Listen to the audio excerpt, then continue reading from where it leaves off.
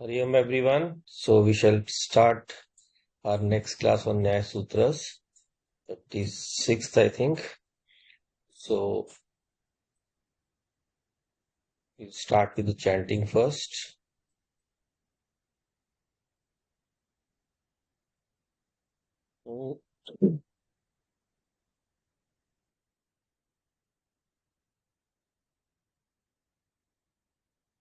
Om Sahna Bhavatu Sahnau Bhunaktu Sah Viryam Karvavahai Tejasvinavadhitamastu Ma Vidvishavahai. Om Shanti Shanti Shanti. Om Gananam Tva Ganpatigam Havamahe Kavim Kavinamupamashravastamam Cheshtarajam Brahmanam Brahmanaspata Anashrinvannutibhi Siddha Sadhanam. Om Shri Mahaganpataye Namaha.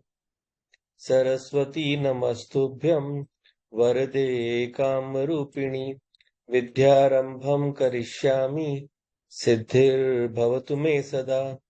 Gurur Brahma Gurur Vishnu Gurur Devo Maheshwarah Gurureva Param Brahma Tasmai Shri Gurave Namaha. Tasmai Shri Gurave Namaha.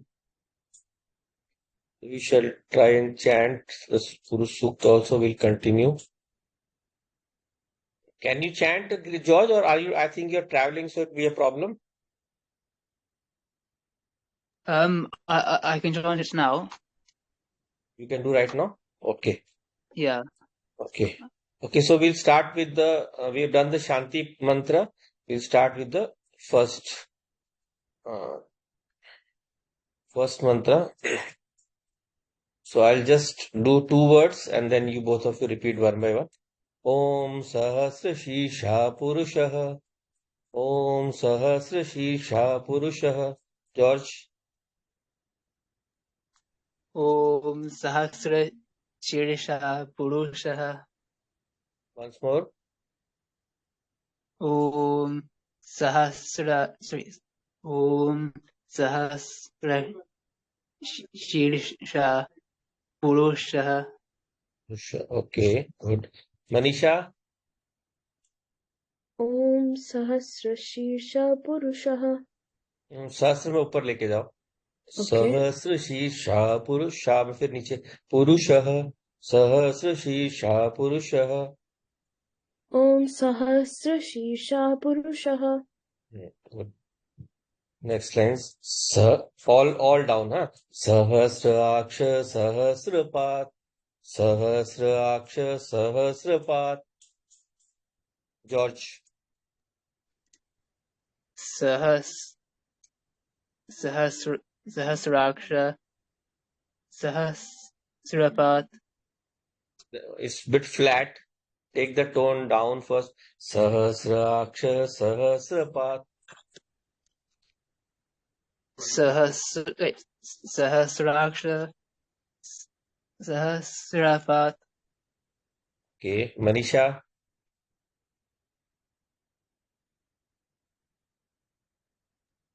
Manisha. Sahasraksha सहस्रपात. Once more. Sahasraksha सहस्रपात. Sahasraksha Sahasrapat. Once more. Sahasraksha सहस्रपात. Sahasra nahi. Sahasraksha Sahasrapat. Sahasraksha सहस्रपात. Next. Sabhumim Vishwato Vritva. Sabhumim Vishwato Vritva. George. Sabhumim Veshvato Vritta. Once more. Sabhumim Veshvato Vritva. Good. Better. Once more. Do it once more in flow. Sabhumim Veshvato Vritva. Good. Sabhumim Vishwato Vritva. Manisha.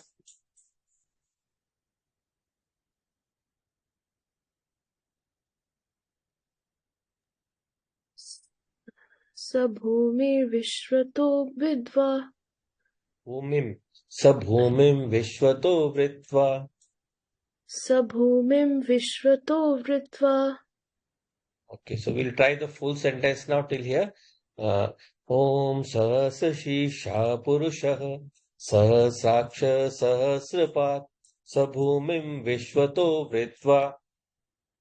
George, can you try the full line? ॐ सहस्रशीर्ष पुरुषः सहस्राक्षः सहस्रपात् स भूमिं विश्वतो वृत्वा. Good, good. Manisha?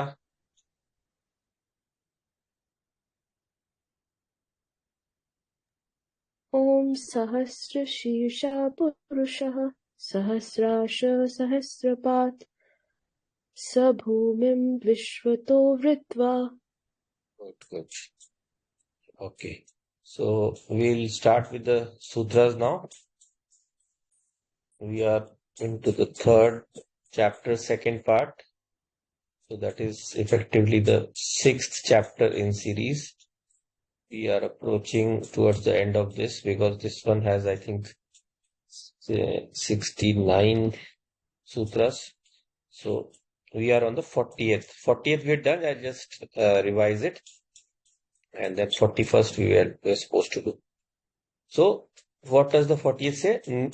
Niyam aniyamo tau, niyam aniyamo tu, tad vishesha ekau. Niyam aniyamo tau, tad vishesha ekau. So niyam is something that goes according to a predefined plan, something that is within a certain laws of nature. And then aniyam is something that can go beyond.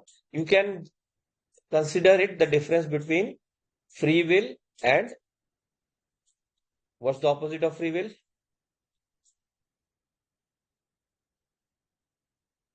George?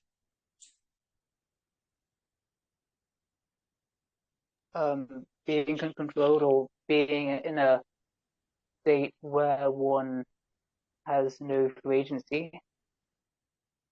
Yeah, it's like when you free will is when you have freedom to do something, and then destiny or something that is controlled by other forces, that is the opposite of that. So basically, when we are looking at any activity that is happening, then that activity is being done by a conscious entity, right? And so if we go to what we call in scientific terms today a deterministic system, something everything will proceed according to laws. So most of modern science says that this is a strictly deterministic world. But what is the basic characteristic that we observe whenever there is free will, whenever there is something conscious, then that consciousness implies freedom. So the total consciousness is the infinite conscious, has infinite free will. It has the capability to do anything. But when that consciousness manifests a world, then the consciousness that is associated with that whole world, whole universe, that is called Ishvara. That is called Ishvara. So Ishvara has the freedom to manifest the whole world, but he will be bound within the laws because the universe has to run according to certain rules. Otherwise, it will be chaos. That is why, similarly, all the jivatmas. What are the jivatmas? They are the ones who are deluded, the ones who are in the state of ajnanam. So they don't know about their true nature. So they are bound by niyam. They are bound by laws. They have to perform everything according to the laws of nature. If they go against the laws of nature, they will be punished. If they go according to the laws of nature, they will be rewarded or they will get benefits. So, the pravritti and nivritti that we have talked about, whenever some tendency to do something and whenever the tendency to refrain from doing inactivity, both of these are opposites. They come from Ichha and Dvesh, which we are talking about in the previous sutra, Ichha and Dvesh. So, because Ichha and Dvesh are the driving forces of any activity or inactivity, So if I don't have any desire, I will not do any activity. Today I have uh, traveled a lot. I have maybe walked out a lot. Today I want to rest. Or like today is a Sunday, it's the end of the week. Today I want to rest. I don't want to do too many activities. So depends on how I have been conducting myself before this. So there the pravritti will happen in a person because of ichha and dvesh, desire and aversion. So whenever that desire and aversion happens, it is guided by niyam or aniyam. What is niyam? Niyam is something that is jada, something that is controlled by someone. A controller-controlled relationship is there. So if we consider ourselves as finite jivas, then what happens? We are under the control of Ishvara. Ishvara is controlling. His laws will control us. But what will happen is when we do any action, what will happen? We will get a karma phala. We will get a fruit of our actions. So when that fruit is obtained by us, it comes to us in a form of situation. So that in that we are bound. It is a deterministic world. But how we react to that situation is our free will. How we react is our free will. And according to that, other fruit will be generated, other situations will come. And then because of that, uh, uh, if we show our ability to rise above ichha and dvesh, we show our ability to rise above our desires, then slowly we gain more freedom. What is desire? It binds us down. I like watching TV. I like watching TV. I'm watching a show that is very, engrossing. So what happens? What is my desire doing? It is tying me down to my seat. It is tying me down. It is restricting me. It will always, so desires will always restrict us. But when we are desireless, we have more freedom. So whenever we rise above any situation, whenever we rise above situation, then our desires decrease and we go beyond the desires, then our freedom increases. And the more freedom we increase, we finally reach the stage where we are in the state of absolute freedom, where we are in the state of Atma, where we are in the state of moksha. So there our freedom is absolute. My desires are zero. So there I am totally free from the bindings of the world. And so there, after that, I will not be born again to the world. When my desires are finished, I might have prarabdha. Huh? It is not that totally desires will be erased. No, previous, I have a prarabdha, I have a body. I have a body, so because of that body, I will be hungry. So because of that hunger, I have to do some work and I have to earn something. I have to manage the food and eat it. So there, those desires are not a bar to our liberation. Those desires are not a bar. But what are the desires that are bar? The ones that will tie us. I cannot do without. Even in food, I cannot do without this food. This food is nutritious for me. This other food is not nutritious, so I have to eat that food. That is the wrong notion. There are different kinds of varieties. We can always experiment. We can eat less. We can eat more, depending on the requirement. But we should not limit ourselves. The more we limit ourselves, more we are tight. So niyam, aniyam decides whether Ichha and Dvesh are functioning. Ichha and Dvesh function because of this niyam. Because wherever there is a niyaman, there is control. That means it's a controlled entity. So not that is not conscious. Huh? Be it our body, be it our mind, man, buddhi, chit, everything. All of these are uh, jada. They are non-conscious. What is conscious? Our consciousness. Our consciousness can propel anything to do anything. Our consciousness gives everything the fuel needed, the energy needed, the uh, desire needed to do any action.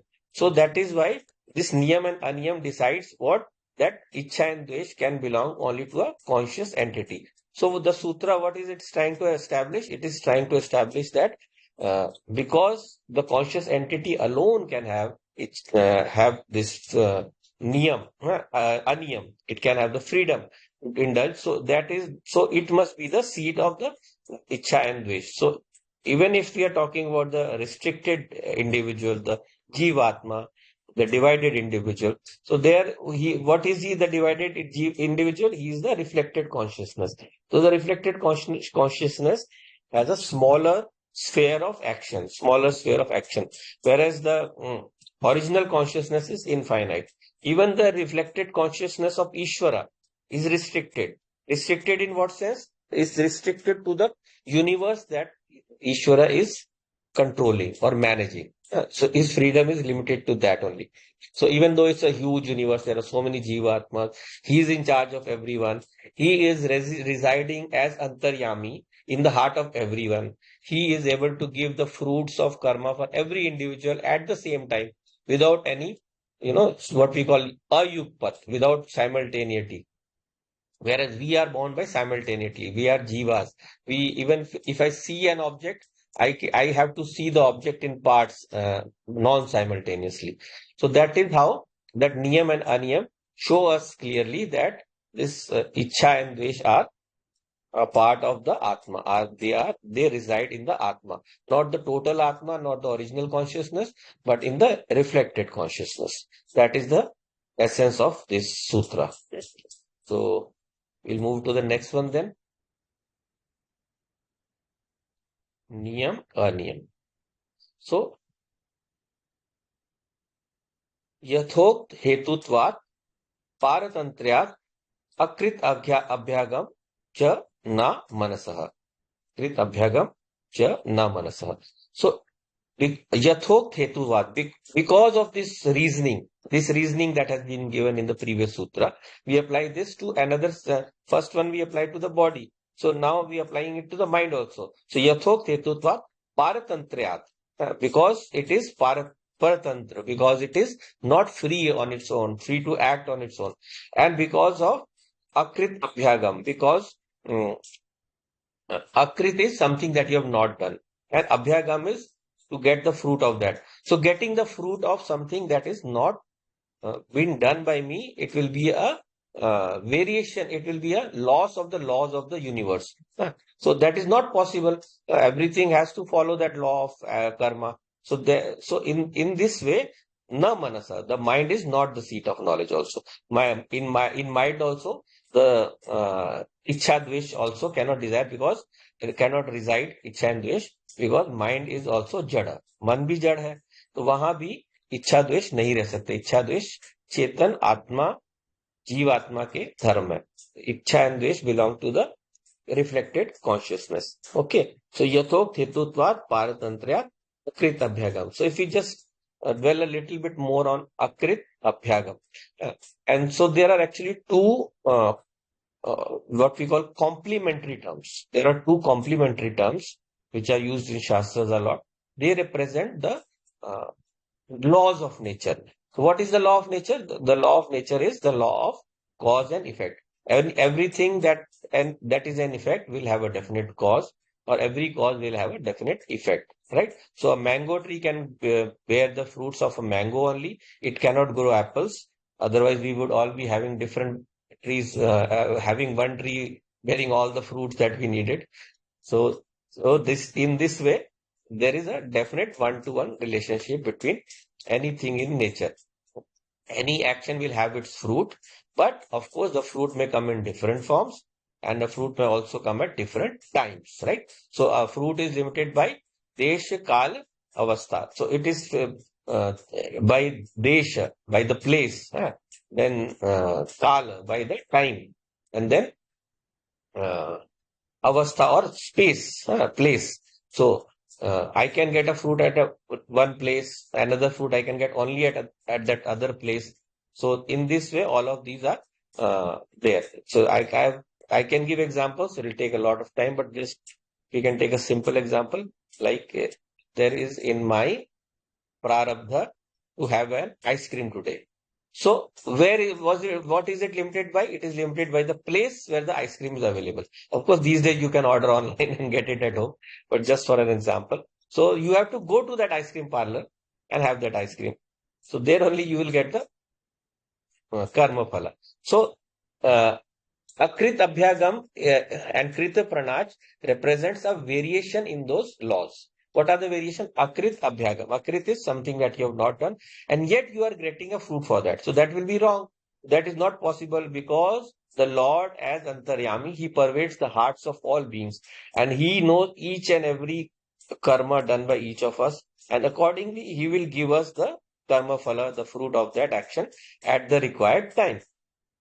right? So when that thing is to be, for that thing to be done, then the only way to do that is if the Lord is impartial, right? So impartial. So that partiality will be there if there is, first is Akrit Abhyagam, the fruit is given to someone who has not done the action, and then Krita Pranash. Then someone has done an action, but he has not got the fruit for that action. Krita, whatever he has done, and Pranash is destruction. The fruit of that is destroyed. So these two will uh, uh, produce two defects in Ishvara. We did this in Atmabodh. I don't know if you remember. So Akrit Abhyagam will imply favoritism. Huh? So it will imply the Lord is partial towards someone. So he will be there he'll be favoring some jiva over the other, which is just not possible. Someone has done sadhana, as a phala of that sadhana he gives him something extra, that is different. That is the sadhana phalam. It might not be the exact karma phalam, but he will not give anything out of done. And then similarly, if he has that will produce the defect in Ishvara of pakshapat, favoritism, and the other fault will be naigrhinya. Naigrhinya is krita pranash. A fruit is given to someone who is not deserving of that. So krita pranash will be there. Uh, uh, sorry, Krita Pranash, someone has done an action and yet he has not got the fruit. So that is Naigrhinya. Grhina, he has hatred in his heart. So the Lord is totally impartial. He gives according to karmas everyone's fruits. So in this way, uh, we are applying this same Akrit Abhyagam as a law of nature. Because there cannot be this Akrit Abhyagam. So therefore, the mind is not also the seat of knowledge because it is subject to an agent owing to its incapacity to reap the fruits of another deeds. Whatever the mind has done, whatever the actions has done, the action might be physical, it might be mental, it might be what we call vachik karma, something related to speech. So if through speech also I can hurt someone, through a mental thought I can hurt someone, through actual physical action also I can hurt someone, and the reverse also. So in this way, because of the previous reasoning, which says that a conscious entity alone can have ichha dvesh, so that means the mana cannot have ichha and dvesh, and paratantrayat. It is paratantra. The mind is bound. Bound by what? The laws of nature, which like Akrit Abhyagam. So Akrit Abhyagam, it cannot reap the fruit of another's deeds. The mind cannot reap the fruits of another deeds. Therefore, the mind cannot be the seat of the knowledge. So that is to be understood by this sutra. So we'll go to the next one. So parisheshat yathok hetu उपपत्ते च. पारिशेषात यथोक्त हेतु उपपत्ते. So knowledge or rag dvesh or ichha dvesh, etc., they have to be admitted to be the qualities of the soul by the principle of exclusion. And on the arguments already adduced, the argument that has already been given. So earlier arguments have been given. One is that Krita Pranash and Akrita Bhyagam, and the first one was that the only a conscious entity can have ichha and dvesh. So now the exclusion principle. So knowledge, basically, if you say jnanam or ichha and dvesh, they are basically the quality that uh, has to have a substratum for that. So that substratum we have seen, it is not the body and the mind. Right? It is not the body and the mind. Or it cannot be anything jada in overall, if you say. So therefore, parisheshat, it must belong to the soul. So what is parisheshat nyaya? We've seen earlier also in respect of other things, like when we deduced the nature of space. So what is the guna of akasha? To deduce that, we use parisheshat nyaya, that we observe five gunas: shabda, sparsha, rupa, rasa, gandha, and the four are clearly visible in the four elements. So if we remove Shabda, then Sparsha, Rupa, Rasa, Gandha, they belong to the remaining four elements after space, that is air, fire, earth, air, fire, water, and earth in series, right? So all of these have a one-to-one relationship. So we can also understand by an example, like if I say I have kept 5 apples on a table and I have 5 students. So I tell all the 5 students, you have to take 1 apple each. So when I leave the room, I stand outside and I watch the students leaving after class. And I observe 4 students, they have taken 1 apple each. I've checked thoroughly. They have not hidden in their bag or in their pocket. I've checked it thoroughly. But then the 4 have left with 1 apple each. So when I go inside, the other student, the 5th student, has left by the back door. Is left by the back door. So what do I deduce? When I look at the table and I find all the apples are gone. So that means this 5th person must have taken the 5th apple. That is Parisheshad Nyaya. Whatever is it is called the rule of the remainder or the rule of the leftover. So Parisheshad. So using this Parisheshad Nyaya, again in this case also we are using it to understand that the abode of knowledge or abode of Ichcha and Dvesh has to be the mind. Has to be the Atma, not the mind. Mind and body we have ruled out. Mind and body, we have ruled out. So in this way, so mind body we have ruled out because it is jada. And so something that subjects to aniyam, niyam and aniyam logic we use. And then mind also the same rule also applies. And the second rule we applied was it is paratantrayat. So it is bound by the fruits of action. So therefore, mind has to function according to them. It cannot have the freedom because basically Ichcha and Dvesh represent freedom, a freedom to do something. So that freedom must have its basis, or it must have as its substrata someone consciousness. So this one is 42nd is done, and so we'll move on to the 43rd. Any doubts so far, Manisha, George?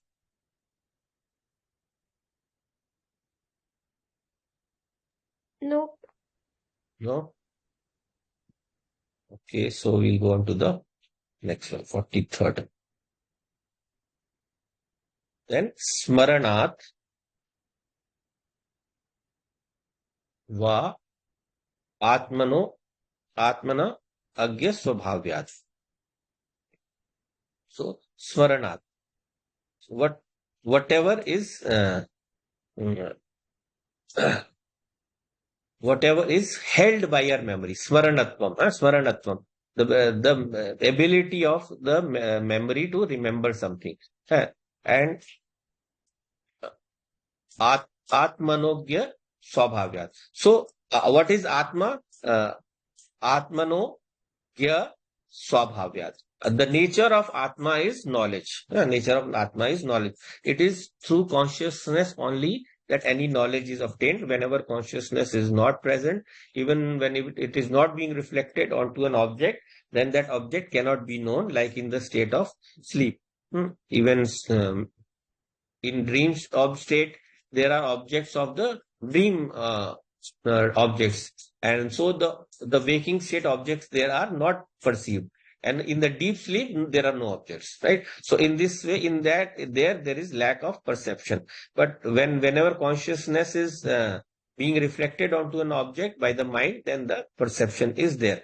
So smriti, or this memory also, even though it can be kept it can be stored somewhere, but it has to function out of a conscious entity. So smaran also has to be there for a conscious entity only.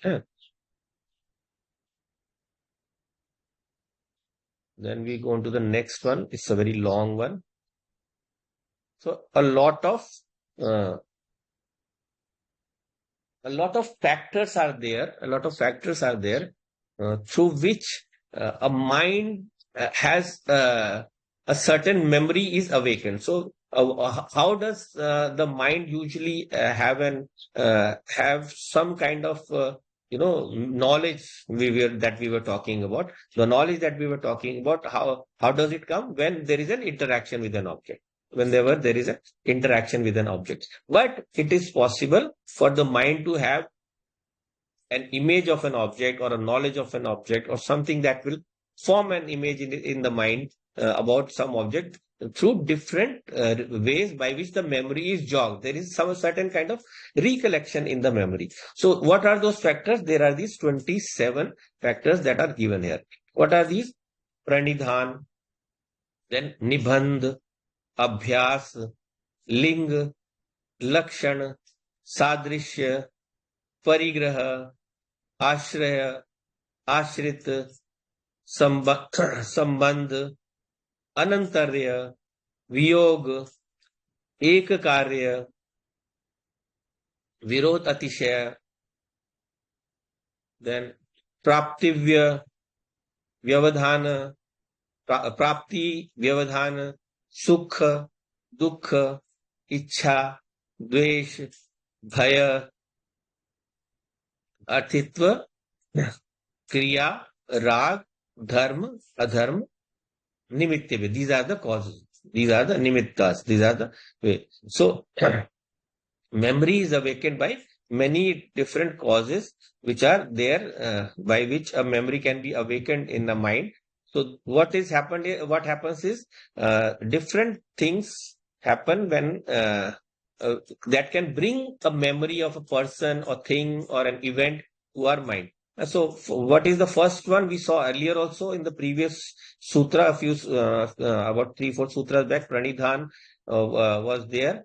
So that there, what was pranidhan used for? That when our mind is focused on something, then we don't notice something else. So pranidhan basically represents focus or attention. So whenever there is attention, it enables us. What does it enable? It enables the mind to fix on one object, and so it lets us check that it is wandering to another object. So when we focus on a particular object in the mind, even though the object is not in front of us, then we can get we can form that object as a thought in our mind. So it might be something of my favorite, or even it might be something sattvic, like I am trying to practice that I am the soul. So what is the thought behind that? Aham Brahmasmi. I am that Brahman, I alone am. So that thought is focused on, pranidhan is put onto that exclusively, and all other thoughts are excluded. So there, that object comes foremost to my mind. That thought comes foremost to my mind. So there, pranidhan can bring one object to my mind. Then the next one is pranidhan, pranidhan, Nibandh. Nibandh. Nibandh is something that Nibandh is something when a context of something exists. So something that has to be proved, that is in relation to that. So in that way, a context is there. So if there is a context, then you can understand an object that is to be proved. So like I have to prove that 3 plus 4 is 7. So it's a basic mathematical theorem. So with basic mathematical equation. So how do I prove that? There are diverse mathematical proofs to even prove these simple things, very very elaborate ones. But what is the simple way? You put 3 objects of one kind, 4 objects of another kind, and you do that proof. So while doing that proof, you can remember the object by which you are using even though you are using that object mentally. So 3 apples per 4 apples. So I'm using it to establish a mathematical system, but because of that, what is the context? I'm using a fruit or any other object as an aid. So that aid brings that object to my mind. So in this way, that object is brought to the mind. Then the next one is abhyas. So abhyas is the same one. Abhyas, is when we constantly focus on an impression. Whenever we focus on one particular impression, then that object becomes a part of our regular time. So like every morning I go for a walk, I go and sit below a particular tree and I watch the birds. So just suppose that someday I do not go to the park.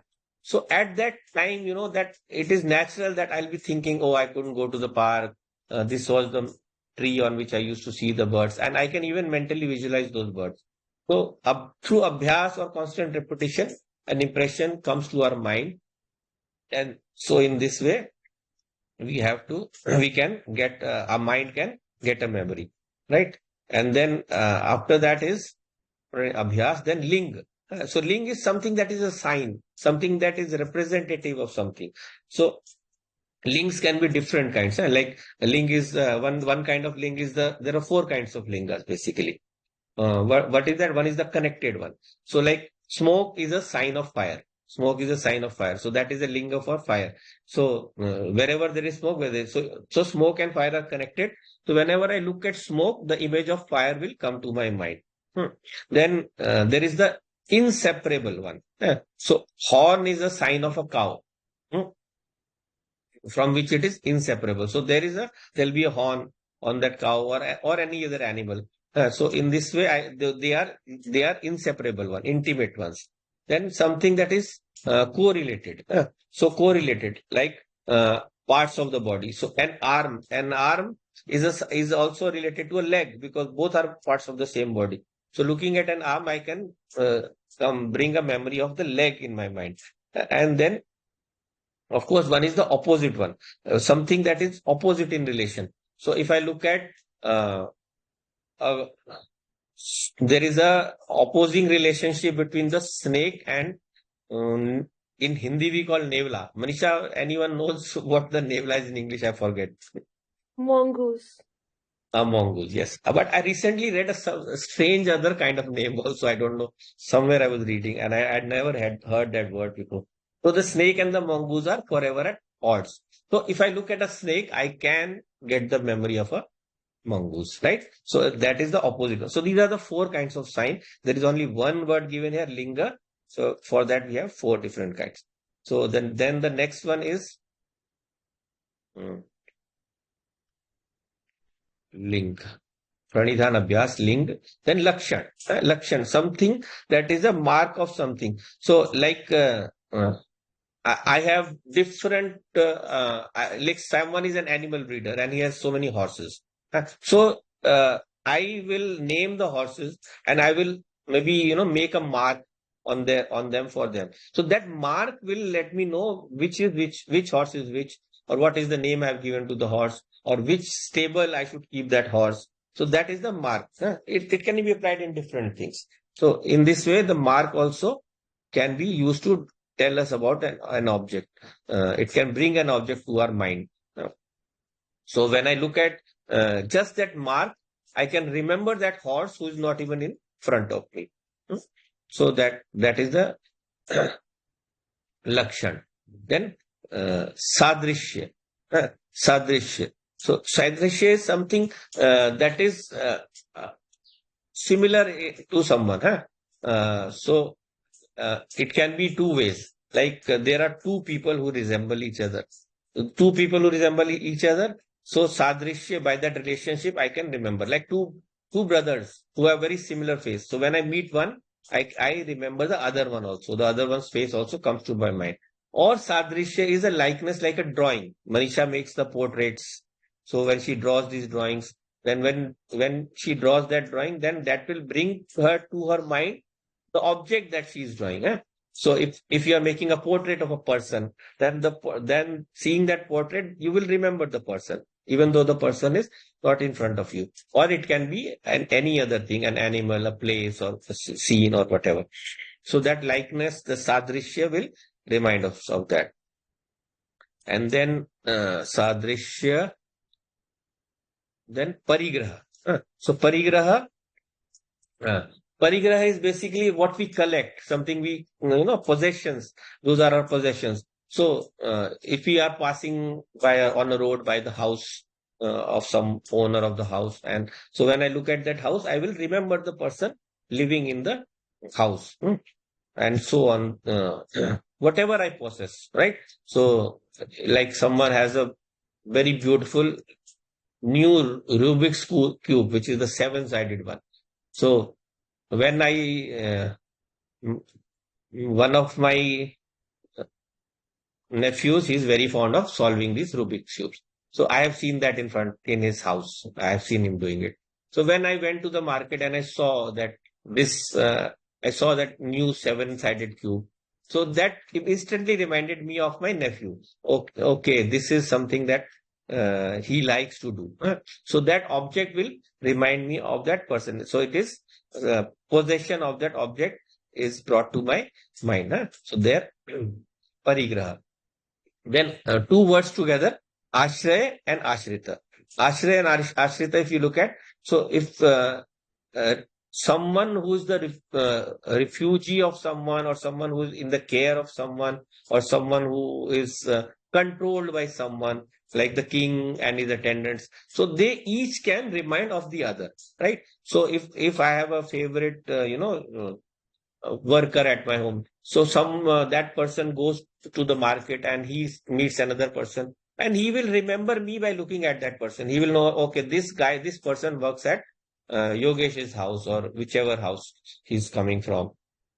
So similarly, by looking at the owner, one can also remember that servant. So the refuge relationship will bring to our mind the image of the person connected to that other person, right? Then what? Ashrit,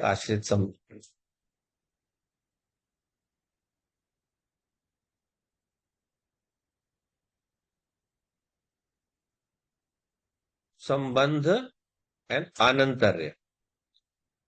Sambandh and anantarya.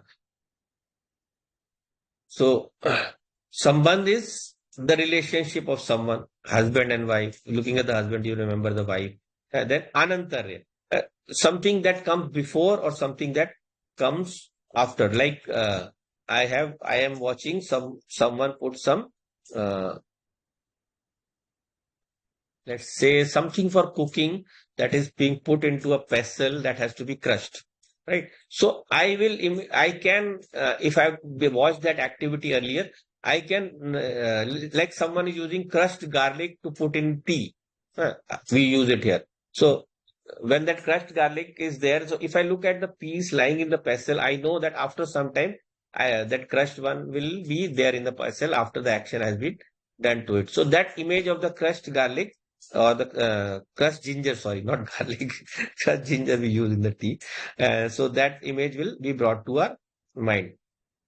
So this is the Anantarya. Then next is Viyog, separation.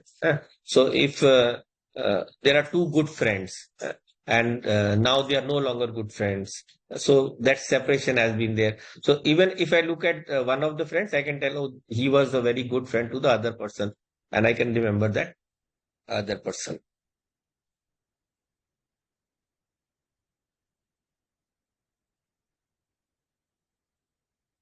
Anantara Viyog. Then Ekakarya. So Ekakarya. So Ekakarya is two colleagues, you can say, two people working in the same company. They have the similar employment. So you can remember. Or like one guru has two shishyas, or maybe 10 shishyas. So looking at one of the shishyas, I can remember some of the other shishyas.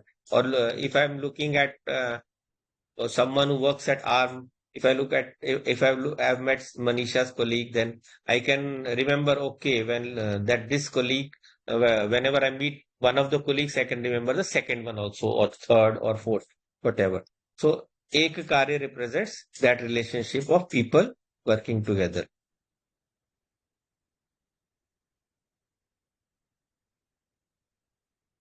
Then next, Ek Karya. Then Virod, something opposition. So we saw the earlier the example of that this snake and the mongoose.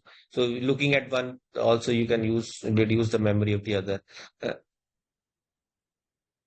then atishay. Atishay is excess, excess of something. So something, looking at something, I this is my favorite food. I ate this, I overate this last time. So remembering that will remind me of that. Just looking at that object will remind me of the excess that I committed. So today I will eat this in limited quantity. I will not follow my tastes, my sense of taste, and enjoy it so much that I overeat. And so I have to control that. So that memory will trigger something that I need to do when I'm enjoying this object the next time. So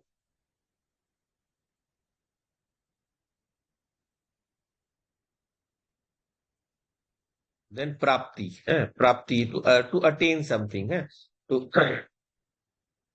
uh, receive something. So like someone has given me a gift. Someone has given me a gift, a beautiful watch. Manisha has given me this watch. So looking at this, I will remember. Yes, whenever I look at it, I remember her. She gave it to me. So thanks. So, and in this way, I will be able to, remember. It can be for any number of things. So receipt of something will tell us, remind us of that object, of the person who has given us the object. Then Ekakarya, Virod, Atishay, Prapti. Then Vyavadhan. Vyavadhan is something that is an obstruction. An obstruction. So if I am looking at a sword and its sheath, the sheath is covering the sword. But I have seen the sword outside the sheath also. So even when I look at the sheath, then I can remember the sword. So the memory of one will trigger the memory of the other.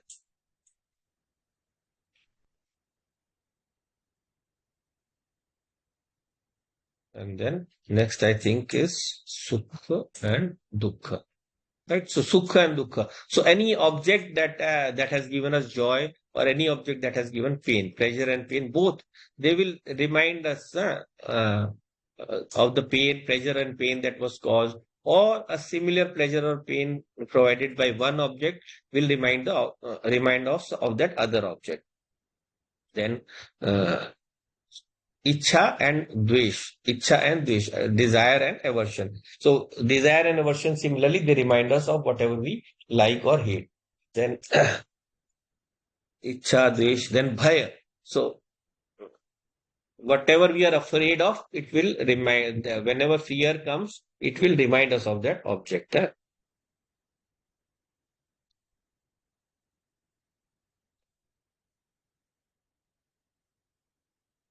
Okay. Arthitva is basically Artha is something that is an object. Uh, an object of our desire. So whenever Arthitva is our desire for that object, we ask someone to give that object. So like I am studying outside, don't have enough resources. At the end of the month, I need some money. So I will remember? I will remember my dad. He can help me out. So I'll call him. So the moment that need arises, the first person whose image comes to my mind is my dad. Okay, dad, I need something. So he will help me out. Or it can be any person, just an example. Arthitva. Then Kriya. Kriyas, any activity can remind us. So like there is a chariot that is going by, there is a bus that is going by, and I see that similar bus being driven by a driver whom I know very well. So whenever I see that bus, even if I don't see the driver, or maybe some other driver is driving it today, then it will remind me of that driver.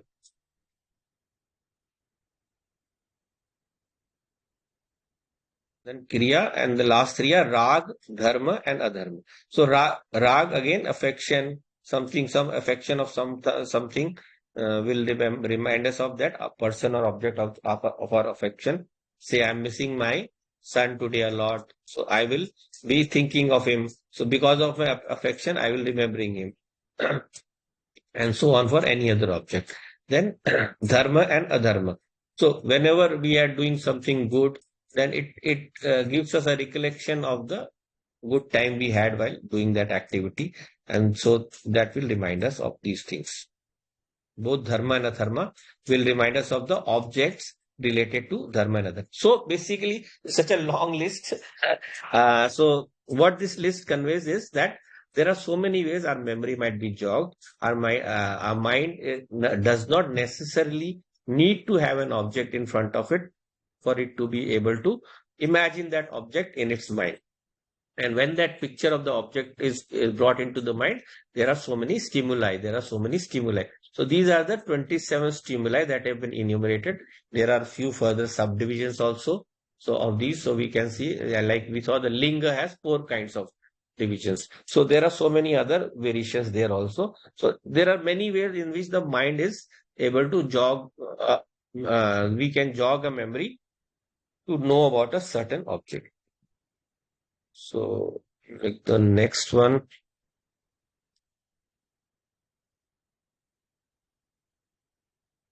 So, this is a new topic. This is karma anavastha, karma anavasthai grahanat. So, what happens to any action uh, anavasthai? So, whenever an action is done, then immediately on completion of that action is lost. So, that action is lost.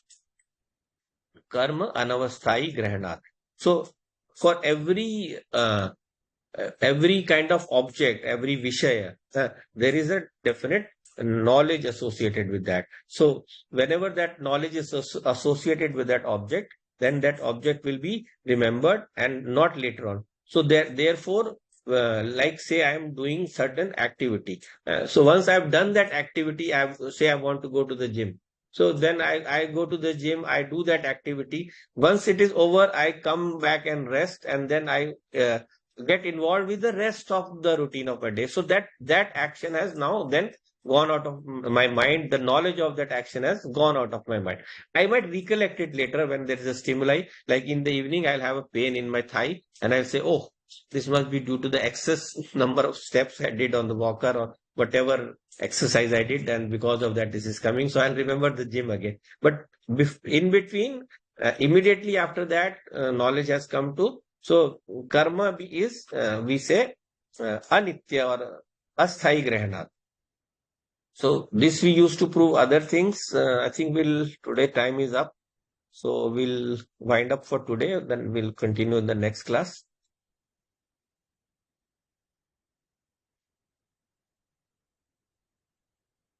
Om Purnamadah Purnamidam Purnat Purnamudachyate Purnasya Purnamadaya Purnameva Vashishyate. Om Shanti Shanti Shanti. Hari Om Shri Guru Bhyo Namaha. Hari Om.